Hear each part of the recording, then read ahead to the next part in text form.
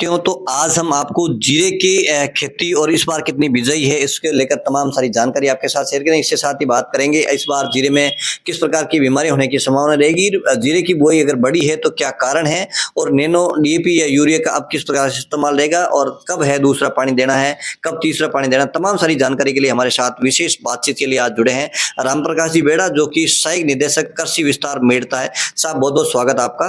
धन्यवाद। राम राम। इस बार सर किस प्रकार से जीरे की बोई है, बड़ी है, कितना लक्ष्य था, लक्ष्य के विपरीत कितनी इस बार बोई बड़ी है? नमस्कार किसान भाइयों।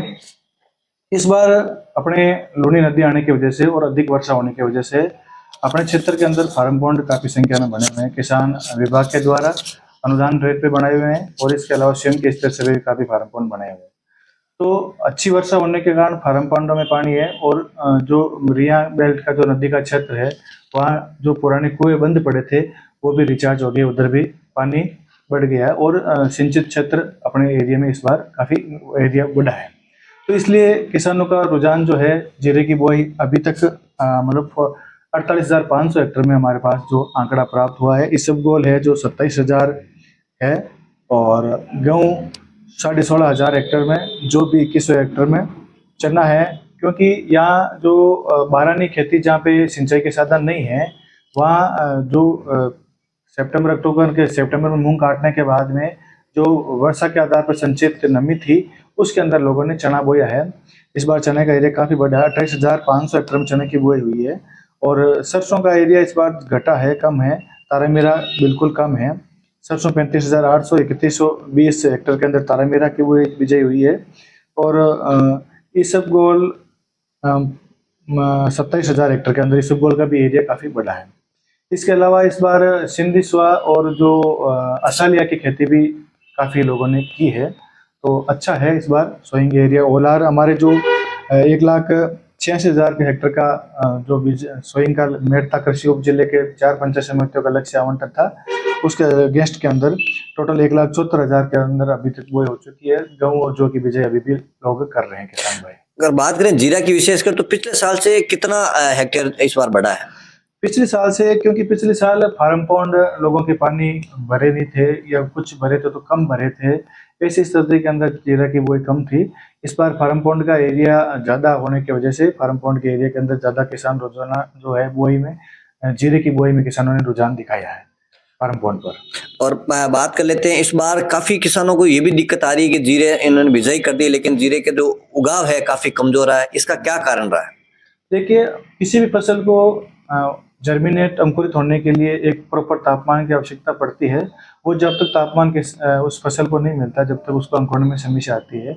इसी प्रकार लोगों ने क्या कि अक्टूबर के अंदर तापमान तेज था, 15-20 अक्टूबर के आसपास लोगों ने जिन्होंने बिजाई की थी वहाँ तेज तापमान के कारण से जीरे का अंकुरण बाधित हुआ है। उसके बाद में जैसे नवंबर में अभी कोई समस्या नहीं है, जिन्होंने नवंबर में शुरू की है, अभी जीरे की फसल वर्तमान में अच्छी खड़ी है। और बात कर लेते हैं जीरे में दूसरा पानी है कितने दिन बाद में देना उचित रहता है? वैसे देखो, बिजाई के 10-12 दिन बाद के अंदर जो अपने पड़का बोलते हैं, वापस उसको वो मोगड़ी बोलते हैं, वो किसान भाई पिलाते हैं। उसके 1 महीने बाद में तड़ पानी जो अपन पिलाते हैं वो पिलाते हैं। ये किसान भाइयों की रूटीन की प्रैक्टिस के अंदर है और जैसे उनको महसूस हो जाता है कि पिलाई की आवश्यकता है तो वो ग्रोथ के अनुसार उसकी पिलाई कर सकते हैं। और दूसरी सबसे बड़ी किसानों में असमंजस की स्थिति ये रहती है कि जीरे में जो दूसरा पानी दें, यूरिया डालें कि कौन से इस तरह के दवाई जैसी डालें जो पोषक तत्व है जो जीरे के लिए अच्छे साबित हो सकते हैं। बिल्कुल, आपकी बात अच्छी है। इस बार पिछले साल से नैनो डीएपी और नैनो यूरिया नाम के 2 प्रोडक्ट केंद्र सरकार, भारत सरकार अपने स्टेट गवर्नमेंट की तरफ से कृषि विभाग के नवाचार के रूप में प्रयोग लिए जा रहे हैं। मैं किसान भाइयों को सलाह दूंगा, जो पहले अपने दानेदार डीएपी आता था, दानेदार यूरिया आता था, इस प्रकार के खाद काम लेने से जमीन की जो उर्वरक शक्ति है, जमीन के जो स्ट्रक्चर है वो खराब हो रही थी। और इस बार जो नैनो यूरिया, नैनो डीएपी जो आया है, किसान भाई से काम लेंगे तो 2-3 तरह के फायदे हैं। एक तो जो जमीन है वो दूषित नहीं होगी, दूसरा अपना वातावरण दूषित नहीं होगा, तीसरा अपन जो कॉस्ट है वो फर्टिलाइजर के डालने से जो बढ़ रही थी वो कॉस्ट है जो घट जाएगी। और जो नैनो यूरिया है वो सीधे पौधे की जो पत्तियों पर रंध्रावकाश होते हैं उसके थ्रू, स्टोमेटा के थ्रू, रंध्रावकाश के थ्रू उनके अंदर, पौधे के अंदर जाता है और उसके जो नाइट्रोजन की पूर्ति करके वनस्पति वृद्धि का कार्य करता है। बहुत अच्छा रिजल्ट है। तो किसान भाई 1 लीटर जो है 1 हेक्टर के अंदर इसको नैनो यूरिया भी काम में ले सकते हैं। पहले स्प्रे के अंदर नैनो डीएपी भी काम ले सकते हैं, उसे दाने की और उसके पौधे के बदवार नाइट्रोजन और फॉस्फोरस नैनो डीएपी के अंदर होता है, और यूरिया के अंदर नैनो यूरिया के अंदर नैनो जो नाइट्रोजन होता है नैनो पार्टिकल के अंदर रूप में काम करता है। बहुत अच्छा रिजल्ट है। किसान भाई इसको एज ए एक्सपेरिमेंट आधा दानेदार और आधा इसको नैनो काम में ले तो उसको खुद वो रिजल्ट का पता लगेगा। जरूर किसान खुद अपना वैज्ञानिक तरीके से मतलब उसका एक्सपेरिमेंट कर सकता है। हमारे जो किसान भाई उनको जिस प्रकार से जीरे की विशेषकर अगर हम जीरे की बात करें तो ऐसा कौन सा भी स्प्रे करें तो आगामी दिनों में जीरे में विशेषकर तो यहाँ कौन से रोग इस क्षेत्र में होते हैं, उन रोगों से बचाव करने के लिए क्या सलाह देंगे आप? देखिए मतलब जीरे के अंदर एक तो होता विल्ट, जिसे अपन उगठा रोग कहते हैं, और ये फिजरियम फंगस के कारण से होता है। उसके अलावा जो है जीरे के अंदर जो छाछे भी होता है। उसके अलावा जीरे के अंदर जो विल्ट के साथ साथ में एफिड का भी प्रकोप होता है, और झुलसा रोग जिसे ब्लाइट कहते हैं, ब्लाइट का भी प्रकोप होता है।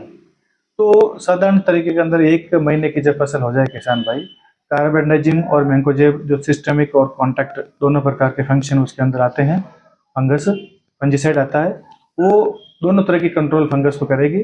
तो इस प्रकार पहले स्प्रे इसको काम में ले सकते हैं। उसके साथ साथ में एफिड वगैरह कंट्रोल करने के लिए एक किसी सिस्टमिक कीटनाशक जैसे थायोमेथाक्साम आता है, इमिडाक्लोप्रिड आता है, इस प्रकार के एक सिस्टमिक इंसेक्टिसाइड को काम में लेवें। और साथ में अपन न्यूट्रिशन के तौर पे आजकल मार्केट में ये भी आ रहे हैं जो वाटर सोल्यूबल एनपीके आ रहे हैं, नाइट्रोजन फॉस्फोरस पोटाश, जो 1-1 किलो के पैकेट्स आते हैं। ये भी उसको नाइट्रोजन फॉस्फोरस और पोटाश उपलब्ध कराने के पानी के अंदर घुल जाते हैं, और वो भी अपन डाल सकते हैं। और इनके साथ साथ में अपन वर्दी के तौर पर इनको नैनो यूरिया भी काम ले सकते हैं। नैनो यूरिया इनके साथ में कॉम्पेटेबिलिटी होती है, ये भी डायरेक्ट अपन काम में ले सकते हैं। और जिस प्रकार से जीरे की बिजाई का क्षेत्रफल बढ़ रहा है, किसानों के पास जमीन है वो कहीं न कहीं सीमित जमीन है, किसान साथी लगातार 3-3 4-4 साल से जीरा बो रहे हैं, फिर उनकी शिकायत रहती है कि जीरा उत्पादन बीघे के हिसाब से उत्पादन कम हुआ। तो उन किसान साथियों को किस प्रकार से फसल चक्र को लेकर सलाह देना है? देखिए किसी भी फसल का जो लगातार अपन प्रोडक्शन खेत के अंदर वो ही करेंगे तो प्रोडक्शन डाउन होता है, क्योंकि एक पर्टिकुलर जमीन के अंदर लेयर होती है, उसी लेयर से वो पोषक तत्व तो बराबर खांसता रहता है। तो हमेशा फसल चक्र करना चाहिए। खाद्यान्न के बाद में तिलहन करते रहे, खरीफ में भी फसल चक्र करते रहते हैं। मूंग जो बो दिया उसके बाद में जवार बोए, कब बाजरा बोए, कपास बोए। इसी प्रकार से रबी के अंदर भी अपन सरसों बोए, जीरा बोए, इसबगोल बोए। फसल चक्र करने से उसकी अलग अलग जमीन की जो लेवल है, अलग अलग डेप्थ से पौधा जो न्यूट्रिशन लेगा, और उसमें अपने को जो इनके जो कॉजल ऑर्गेनिज्म है, चाहे फंगस हो चाहे बैक्टीरिया हो, वो जमीन के अंदर पड़े रहते हैं, तो वो दूसरी फसल उसको नहीं मिलती है, तो वो उसके अंदर खत्म हो जाते हैं। तो ऐसी स्थिति के अंदर बीमारियों की संभावना भी कम रहती है अपन फसल चक्र करने से। बहुत बहुत धन्यवाद। ये थे रामप्रकाश जी बेड़ा।